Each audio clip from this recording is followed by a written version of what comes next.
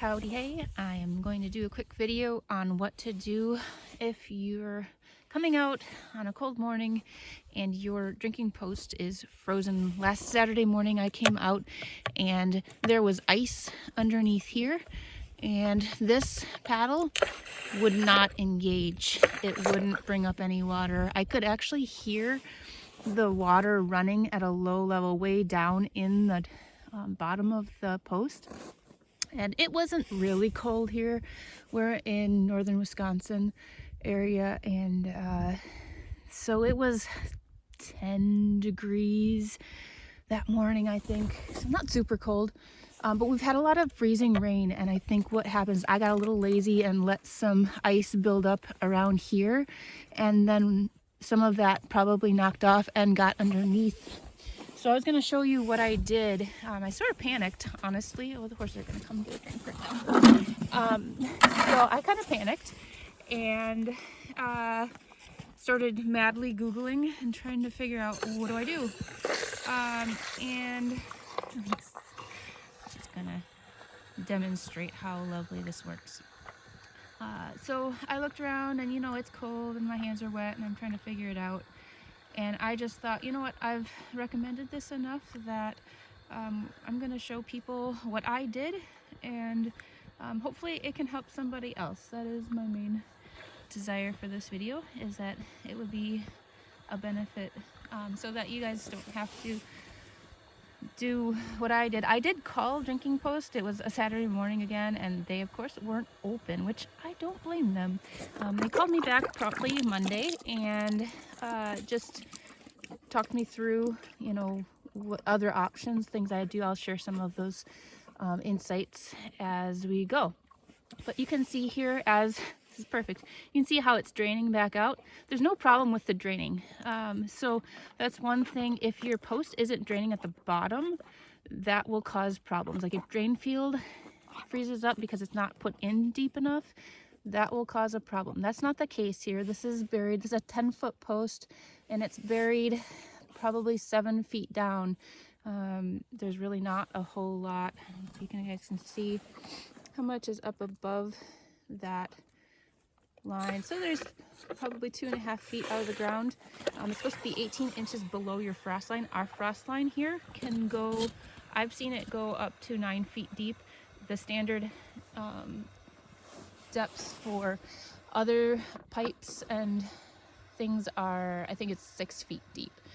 So that's our standard frost line depth. Again, bad winter, if you put a lot of traffic over that water line, the frost will go deeper. And so, like, if you're running a tractor through your corrals right over your water line, it's gonna freeze up deeper. Just a thing to be aware of. So if you can keep from running tractors or even the animals over the water line, our water line here goes from this spot out underneath, out to the outside of the corral. So they're not really compounding any of that issue by walking over it.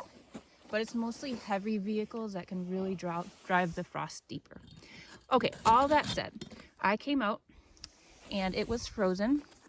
So the first thing I found online was basically the idea of putting some hot water down it. So I started getting a bucket from the house, 5 gallons at a time of the hottest water I could. And at first I poured the first bit in, guys, and it didn't go anywhere. It just sat there. And I thought, oh no, it's just frozen. It's just done. It's gonna freeze in the bowl. Now I've poured more water into the bowl and I've compounded the problem. But it didn't. I put something over the top to hold that hot in, the warm in. I had just a flat piece of foam board insulation that I put over the top, and it helped hold the heat, and eventually that hot water melted at the top here. Now once they're done drinking, I'll pull this apart so you can see the next thing that I did. So I put a little bit of hot water in it, and then once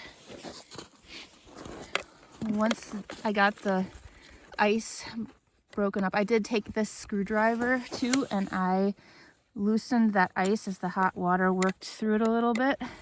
And I loosened these 4 screws up, and I got the paddle off. And I knew I had a problem when I got this off and the rod wouldn't pull out.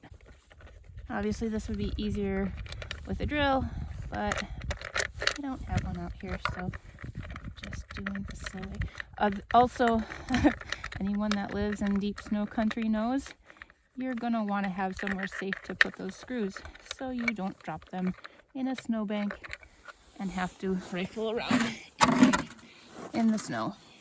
Okay, so I'm going to show you what's in my repair bucket. I have Vaseline for the rod for the winterizing process. If you go on their website, Drinking Post has a great video on how to winterize your post. I winterized mine back in October, so that was not the issue here. I pulled out the whole rod, did the rod with Vaseline, and did these hinges. Maybe I can do a separate video about that. But the other thing in my bucket is a needle nose plier, and I'm going to put everything right in the bottom of that bucket. I also have a little rag and my screwdriver. So you pull that paddle off. When I went to pull this rod, it would not pull straight out. The easiest thing to do is to take a needle nose plier and gently pull it out like that. You want to be really careful that you're not forcing anything with this rod, so that it doesn't break the valve down at the bottom. That's one of the things when you're putting Vaseline on it, it gets really slick and slippery. So when you got that rod pulled up and it's full of Vaseline, that's where I take the rag and I hold it with the rag and lower it back in as I'm putting Vaseline down the whole length of that rod. Anyhow, back to the unfreezing process. I pulled the paddle, got things loosened up so that after about 2 or 3 buckets of hot water, I would put a bucket down, let it sit, cover it with that foam board, or you could also use like an old sheet and just wad up some sheet and put it over the top. You know, if it's drained down, just something to hold the warmth in, even like an old plate or something like that. You're looking to hold the warmth in this area. Once that rod was unfrozen, I could pull it out, and then I probably poured a total of 4 to 5 buckets of hot water down there. I let it sit for an hour, and then I came out and did the last bucket. And then, like I said, when I was all done, I pulled the rod out, re-winterized everything. When I talked to Drinking Post, they said if that had not worked, the next thing would have been to shut off the water and to untwist this whole bowl, and the whole bowl and valve, everything all the way down lifts up. So that would have been the next thing. Bring that in, because if the screen at the bottom is frozen up, that just needs to defrost. So that would have been step 2 if what I had tried hadn't worked. Thankfully, the hot water worked. It took me a couple hours. Thankfully, I had the time that day. And yeah, then just put everything back together. The one thing that you really want to make sure is to get, I've got Vaseline in all of these spots too. I think what happened again is some of the ice up here broke off and then refroze around this part. This part wasn't movable. When I came out, it was frozen. I couldn't pull it out. So probably that's what happened. Got lazy. In order to prevent that in the future, my plan is to, if I have any ice like that, just bring out a hot water bucket. Even if I just have to do that a couple times a month or something, it's not a big deal, right? So well worth it. I've had this for 2 years. I haven't had a bit of problem This is the second winter. Again, we get 40 below temperatures here, so we can get some pretty nasty winters. I love that the water is always 50 degrees, clean, clear. The horses really enjoy it, as you can see. And when they came and drank, that was exactly, they learn it really quick.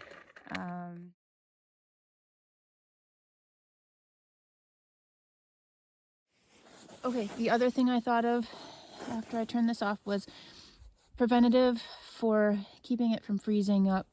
When it gets cold out, I'll adjust it so there's a little loose in the flapper like this, right? The paddle needs to have some loose, but when it gets really cold, when it drops down to 20 below, 30 below wind chill out here, I'll come out and all of a sudden I won't have any play in this paddle. So when it gets cold out, you need to be checking, and this will adjust. If I tighten that, see, I went to the right, righty-tighty, there's no more play in that flapper. That's no good. That's gonna make that rod push down, and it'll start filling the bowl without anything pressing it, any animal pressing it. So lefty-loosey, loosen it up. I leave it with quite a bit of play. Honestly, don't think it matters too much if there's a little extra play in the winter. Felt like that is about where I'll leave it. And then again, just check and see if your temps drop 20, 30, 40 degrees and it's already cold. That's what you're looking for. So the other thing Drinking Post mentioned to me also was that this bowl has to be tight. So if you've taken this portion out and lifted it all the way up to take it inside and thaw it, you want to put it back in and get it tight. It's gonna tighten to the right, loosen to the left. So that was one thing they mentioned on the phone. So yeah, if you guys have any more questions, feel free to ask. I can answer questions. Glad to help any way I can. Talk to you later.